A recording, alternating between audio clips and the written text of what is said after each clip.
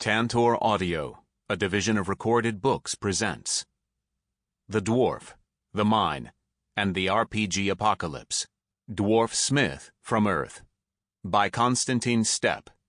Narrated by Daniel Thomas May. Chapter 1. Prologue.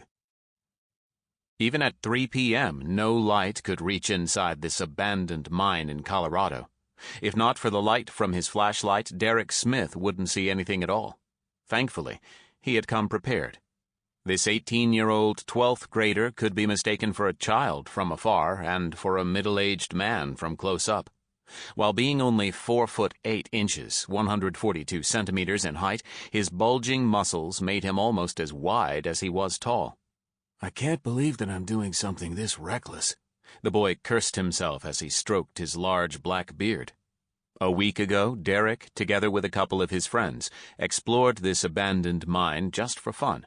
As far as the boys knew, it should have been reasonably safe, as long as they didn't venture too deep, that is. Back then, a genius idea visited Derek, taking his handmade Thor's hammer replica, Mjolnir — he just added the second O to avoid any copyright infringements — to test it on some rocks. Yeah, not the smartest thing to do, no matter how safe this mine was supposed to be. But, as the saying goes, boys will be boys. It was all fun and games until Derek's best friend, Andy Larson, accidentally dropped the precious hammer into a dark pit inside the mine. Maybe the weapon was a replica, but it was probably heavier and more dangerous than the original used in movies. Out of everyone Derek knew, only his foster father could handle Mjolnir as easily as he. I guess it fell somewhere here. Derek looked around, trying to remember the exact place. The mine was fairly big, with many very similar passages. After walking around for about 10 minutes, relying only on his memories and intuition, Derek arrived at the place where he had camped with his friends before. As he pointed his flashlight, he could recognize the traces of their fun: some crushed rocks, some drawings on the walls, some cracked coconuts. Okay, here's the pit where Andy dropped my treasure, the boy thought to himself as he approached the dark hole. When they were here the last time, none of them had brought a rope. A grave error, now that he thought about it. What if Andy had fallen together with the hammer? Maybe choosing this place as their exploration target was a mistake in the first place. Then again, the high school graduation ceremony was only a couple of weeks away. After that, there wouldn't be many chances to get together and go on an adventure. Derek and the others wanted to create some memories that would last for the rest of their lives, and they more than achieved this objective, though he really disliked the price he alone had paid for that. Just wait for me, my little treasure, Derek thought as he tied his sturdy 30-meter-long rope around a large, unmovable boulder nearby. From what he could see with the flashlight, the pit wasn't very deep, only 6 meters or so. It seemed that it led to a whole other level of the mine. The fact that he couldn't see Mjolnir at the bottom worried him a little, but he hadn't borrowed his foster father's Ford Focus and driven it here for 2 hours just to chicken out at the last moment. Here I go, then. Derek braced himself as he tightly grasped the rope and cautiously descended down the hole with surprising nimbleness, in spite of his almost square figure. Suddenly, when Derek was still halfway to the bottom, the whole mine started to shake.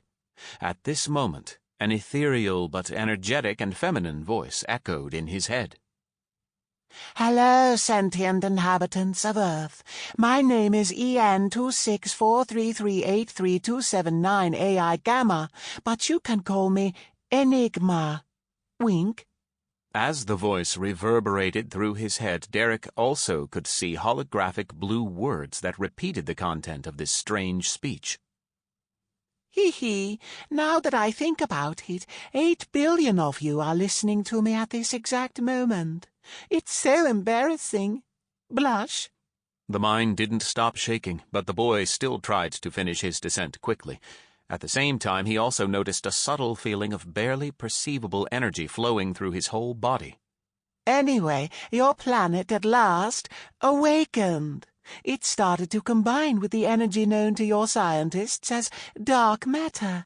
My sisters and I just call it ether, though. When combined with solid matter, the result is usually a big boom. And then the planet is reborn at a higher level of existence, free of all annoying little pests, you guys included. A beaming smile. With a shock, Derek realized that he wasn't getting closer to the solid ground. Instead, it seemed that the mine was expanding. But fear not, for I'm here to help. Wink. Using my super-duper power, I can slow down the process, allowing the life forms to adapt to the sudden change. There are a couple of minor problems, though. A sad sigh. As he looked down, Derek realized that 30 meters separated him from the hole's bottom. With only about 5 meters of rope left, he instantly understood that descending further would be meaningless. To help Earth digest ether properly, I need to first connect it with our network of awakened planets. There is no way around it, so you are going to have new neighbors. Congratulations! Joy!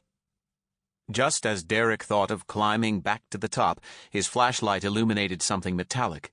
Far below, in the corner of the big hollow area where the hole led, his treasured hammer lay. Seeing it made him hesitate. Excess ether alongside the planetary-level integration will result in a massive change to the landscape, be it natural or artificial, of your planet.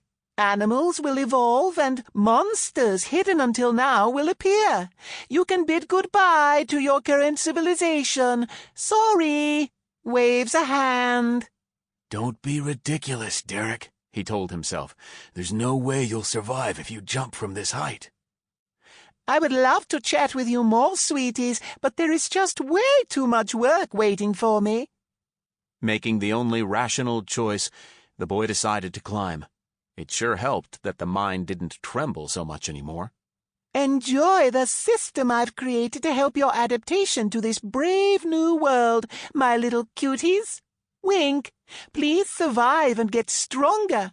Bye-bye. Waves a hand. Just as Derek started to ascend, a low, bestial roar resounded somewhere above him. What the... Before he could make sense of the current situation, the boy felt the rope become extremely easy to pull. Nothing surprising about it, as soon after that, gravity made him know the whole seriousness of his predicament. Ah! Derek screamed in his deep-toned voice as he accelerated towards the ground.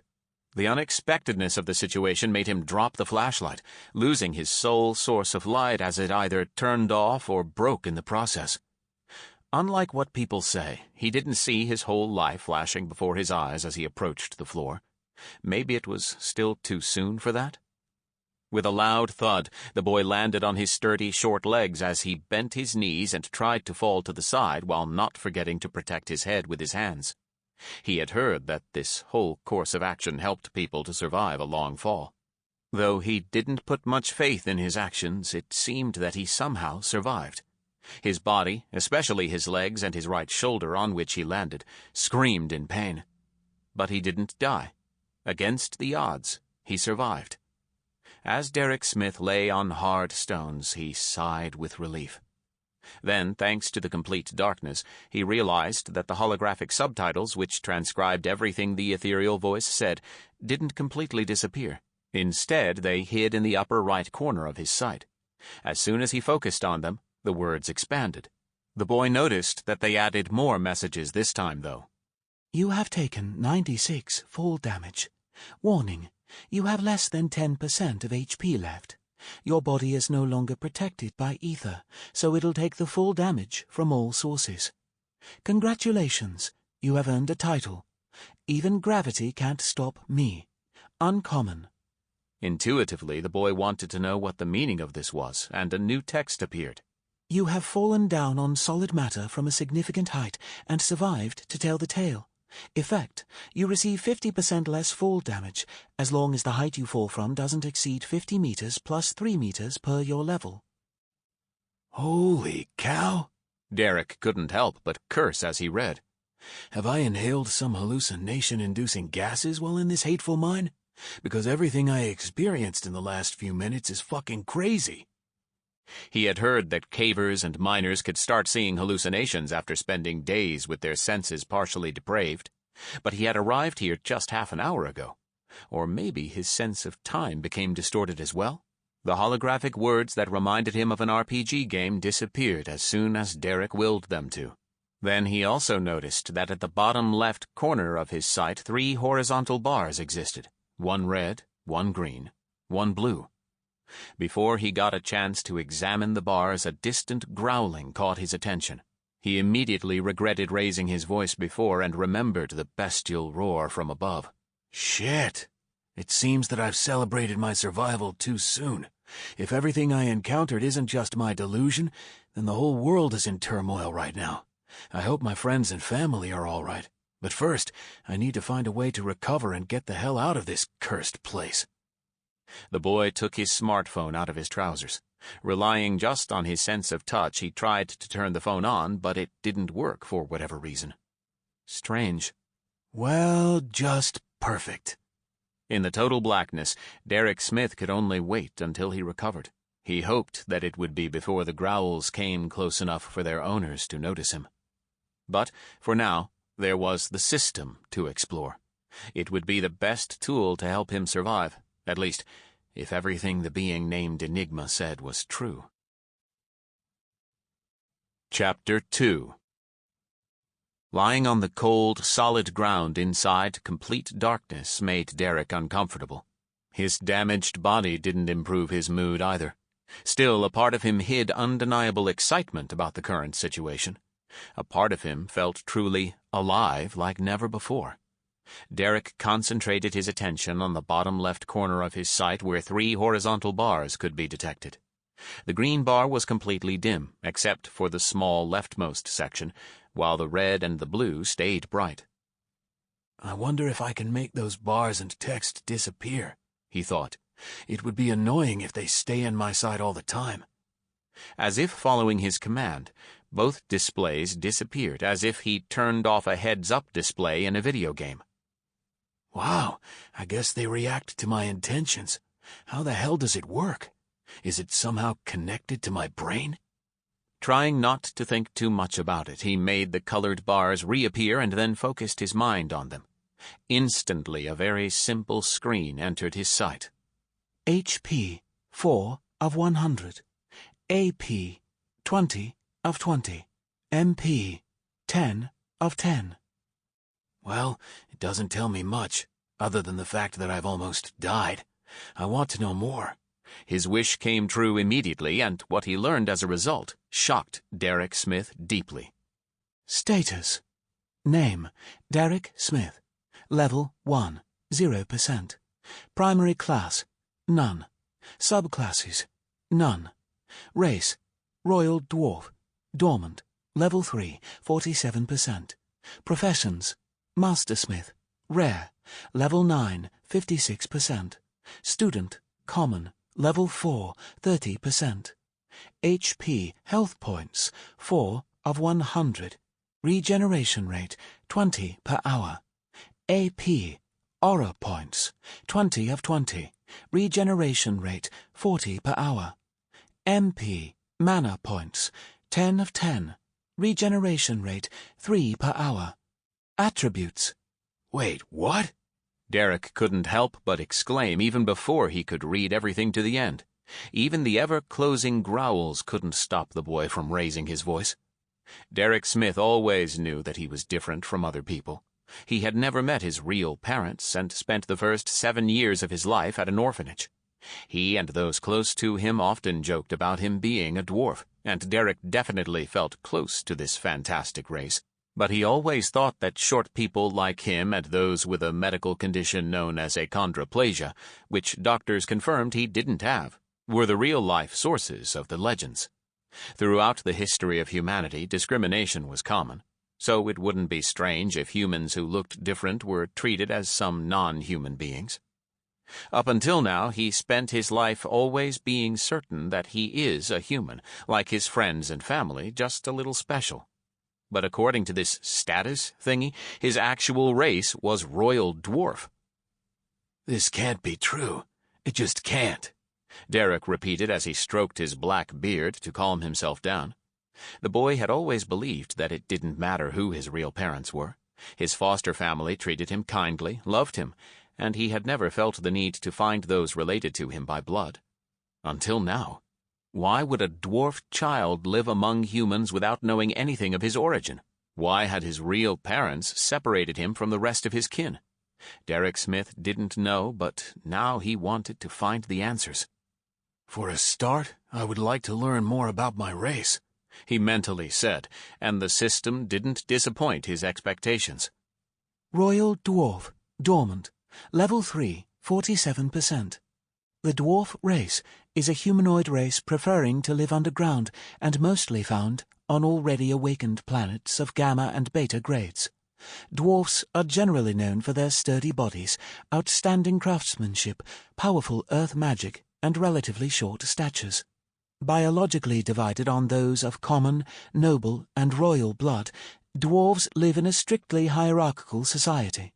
As a royal dwarf, even if unawakened due to your lifelong separation from ether, you have exceptional potential for growth and multiple special boons. Yay! Very happy. Racial talents, dwarf senses, mineral consumption, stone body.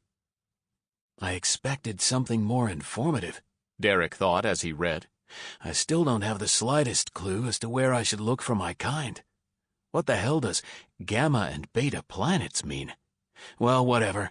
I have more important matters to worry about. For example, escaping this mine and finding the people who really care about me, unlike the supposed family I've never even met.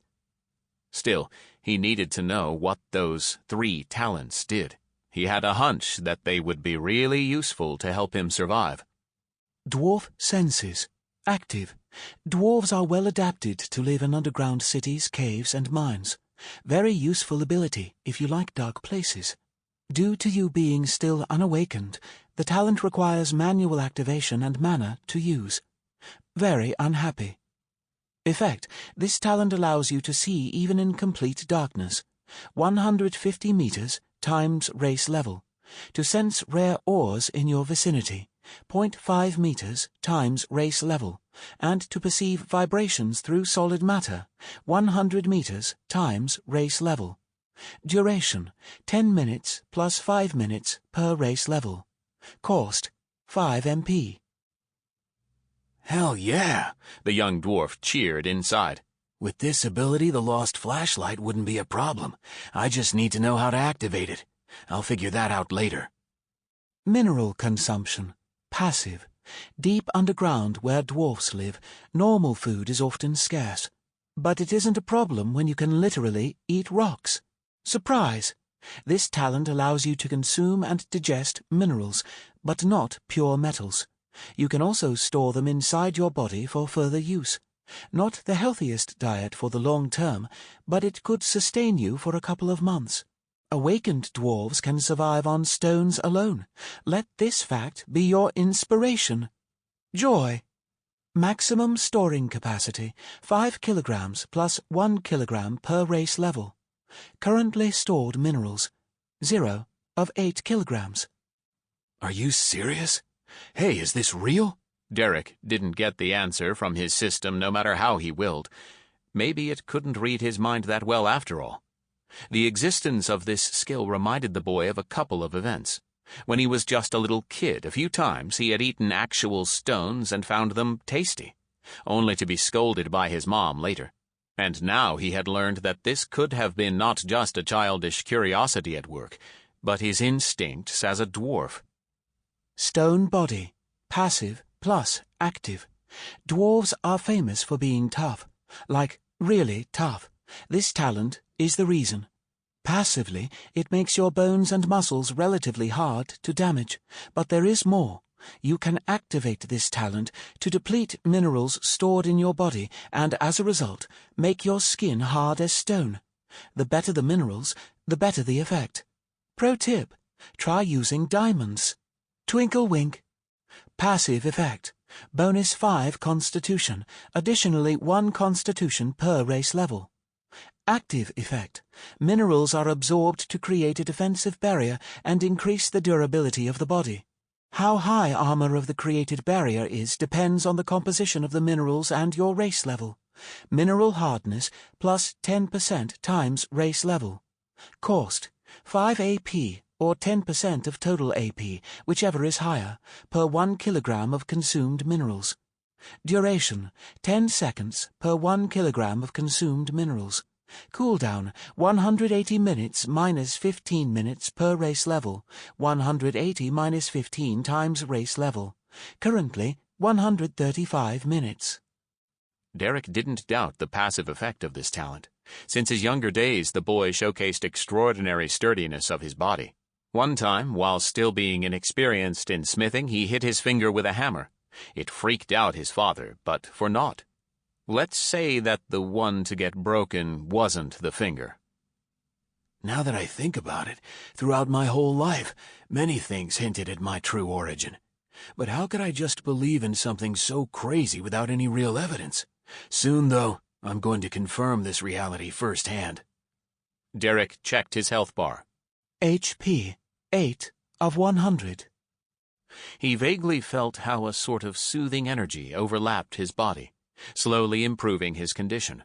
The boy tried to stand up, only to find himself losing his balance and hitting his head on something solid, eventually ending up on all fours. A new notification appeared. You have taken 1 physical damage. It barely hurt, but he decided that, before trying to move again, he should test his dwarf talents. So he stayed in his awkward position with his toes, knees, and hands to the floor and tried to activate his newfound ability. If it works, it would be undeniable proof of his origin. The system answered his intentions. Dwarf senses activated. You have lost 5 MP. The calculated duration time is 25 minutes. Derek could feel how something inside of him channeled to his head, adding clarity to his mind. And, as if his senses awakened, he started to see the world around him as if someone turned the lights on. It worked. It fucking worked. I'm really a dwarf, the boy thought with amazement. What happened proved that everything he experienced so far was real, that the system worked, that it told him the truth. As he looked around absent-mindedly, Derek found himself at the center of a large cavern. The place didn't look like an artificial mine anymore. Gray stalactites with pointed tips hung from the ceiling. The brown stalagmites with rounded tips grew from the floor. Even with his newfound sight, the boy couldn't see the top of the hole through which he descended. As he was still on all fours, he noticed something out of normal. He could sense distant vibrations through the ground with his hands, and this feeling seemed to be rather accurate. He could determine the location of 4 entities that unhurriedly got closer to his cave chamber from different directions. Shit, he cursed inside. One of them is less than 100 meters away from the cavern's entrance. He didn't know what exactly this creature was, but he doubted that it would be very friendly. I guess my best bet is to use my new senses to hide from whatever this thing is. Just as he formed this simple plan, a certain item caught his attention. Derek Smith wanted to exclaim, but held himself back at the last moment. My treasure, he thought with glee. At last, what he came here for was almost within his reach. Chapter 3. Derek Smith stood up from his awkward position and, ignoring the lingering pain in his legs, slowly moved to one of the cavern's corners.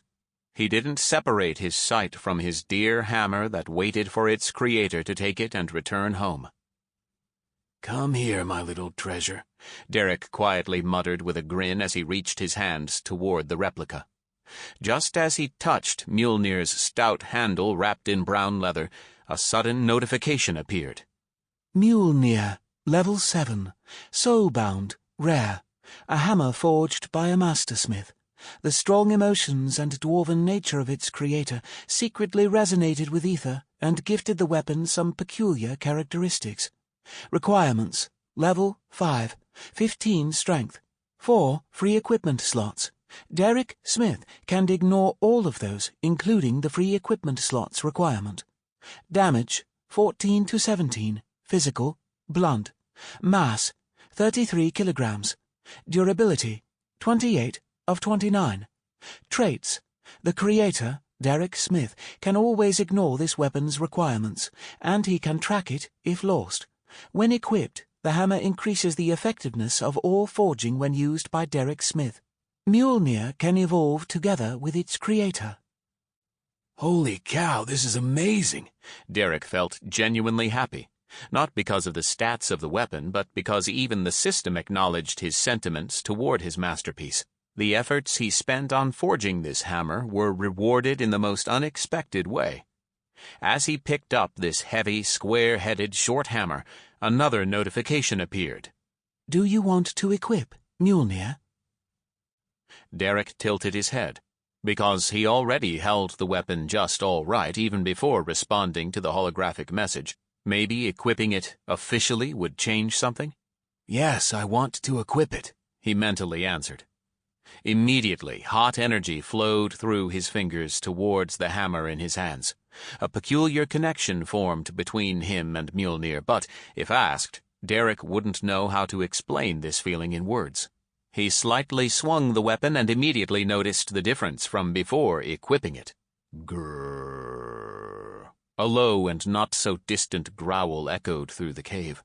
Mesmerized by multiple new findings, he almost forgot that unknown creatures got closer and closer to him with each passing minute. Derek bent his body down and touched the ground with his free hand. Shit, the closest one is 30 meters away from the entrance towards here, the dwarf noted. The other 3 are at least 60 meters away. From what he could see, this cave chamber didn't have any other tunnels connected to it than those 4 occupied by growling creatures.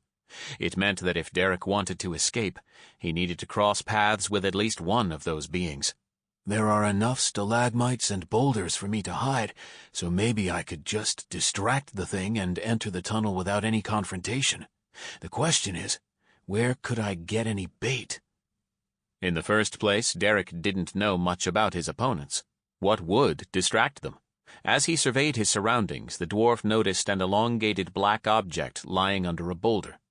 Maglite flashlights are famous for their high quality, so it shouldn't be broken, right? Derek approached the item, hoping for the best. Fortunately, after tinkering with the flashlight for 10 seconds, he made it work.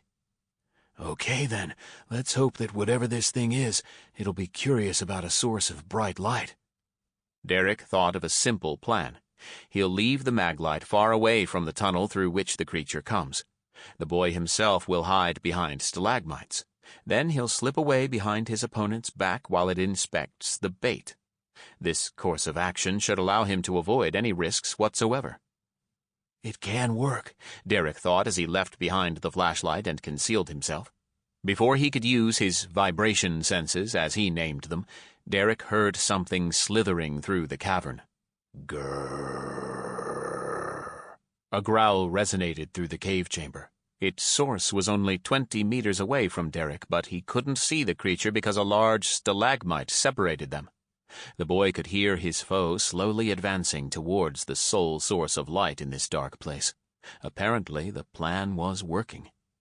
Derek started to carefully sneak around boulders and stalagmites towards the now unobstructed tunnel entrance. Should I try to eat some rocks beforehand, just in case? Derek hadn't forgot about his 2 other, for now unused, talents. As he slowly advanced ahead, the dwarf took some stones from the ground and placed them in his mouth. He wasn't sure about their actual composition, but he assumed they weren't very hard, maybe 3 to 4 on the Mohs scale. It tastes like shit. As he swallowed them whole, a disturbing thought visited him, and the scariest part was the fact that it could be not just a metaphor. You have consumed some minerals. Do you want to digest them for nutrients, or to store them for future use? To store, Derek answered as he tried to hold back his vomiting reflex. I guess even stones should be cleaned before you can eat them safely. He made a note to himself. Currently stored minerals, 0.1 of 8 kilograms. Ugh. He couldn't help but feel sick, knowing that he'd need to experience this taste again. After Derek placed another stone in his mouth, he noted with surprise that it didn't taste as bad. Maybe I was just unlucky on my first attempt? He placed another bunch of rocks and almost spat them all out a second later. It took him another 3 attempts to learn how to choose the better-tasting stones. You live and learn, I suppose, the dwarf concluded as he checked. Sample complete. Ready to continue?